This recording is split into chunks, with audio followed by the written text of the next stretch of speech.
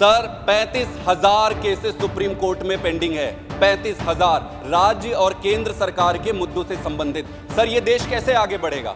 Shri Sandeep Kumar Pathak ji, demand to release dues under national health mission and rural development fund to the state of Punjab. धन्यवाद उपसभापति महोदय। आज मैं पंजाब के संदर्भ में एक बहुत महत्वपूर्ण मुद्दा आपके समक्ष और आपके माध्यम से इस पूरे देश और सदन के सामने रखना चाहता हूं। सर, पंजाब का बहुत सारा पैसा केंद्र सरकार के पास अटका हुआ है। केंद्र सरकार ने वो पैसा रोक के रखा हुआ है।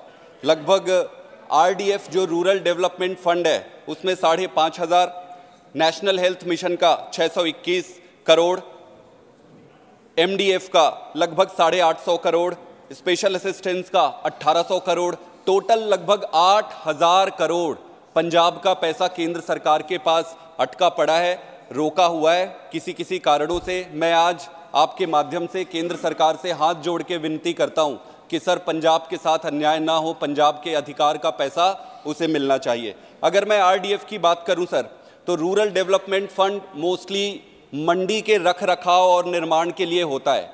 इसके साथ साथ लगभग 67 किलोमीटर मंडी के आसपास का जो रोड होता है, सड़कें होती है, उसकी रख रखाव के लिए होती है।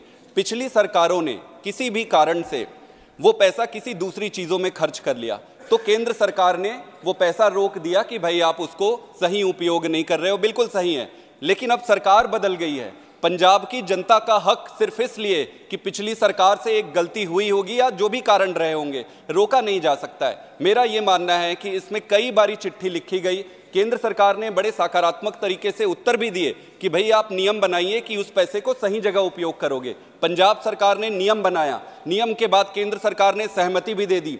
हमने, पंजाब सरकार ने तो धन्यवाद तक दे डाला केंद्र सरकार को कि सर आपका बहुत बहुत आभारी है। पैसा फिर भी रुका हुआ है, सुप्रीम कोर्ट में मुद्दा चला गया है सर, अब सुप्रीम कोर्ट पे लटका हुआ है। दूसरा है सर नेशनल हेल्थ मिशन का। सर यहां माननीय मंत्री जी भी बैठे हैं, उन्होंने नेशनल हेल्थ मिशन का सर लगभग 621 करोड़ रुपए रुका पड़ा है।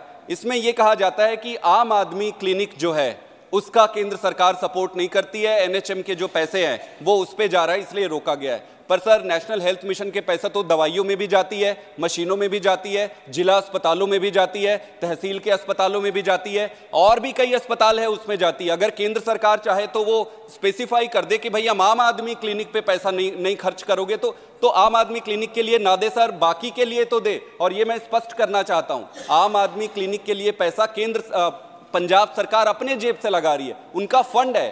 तो मेरा ये मानना है कि इस पर ध्यान देना चाहिए। सर बड़ी मुश्किल से जीएसटी का पैसा मिला, इसके लिए मैं केंद्र सरकार को धन्यवाद देना चाहता हूं। अगर वो नहीं भी देते तो हम क्या कर लेते, सुप्रीम कोर्ट का चक्कर लगाते रहते। सर 35,000 केसेस सुप्रीम कोर्ट में पेंडिंग है। 35,000 राज्य और केंद्र सरकार के मुद्दों से संबंधित। सर ये देश कैसे आगे बढ़ेगा अगर सुप्रीम कोर्ट ऐसे। Thank you.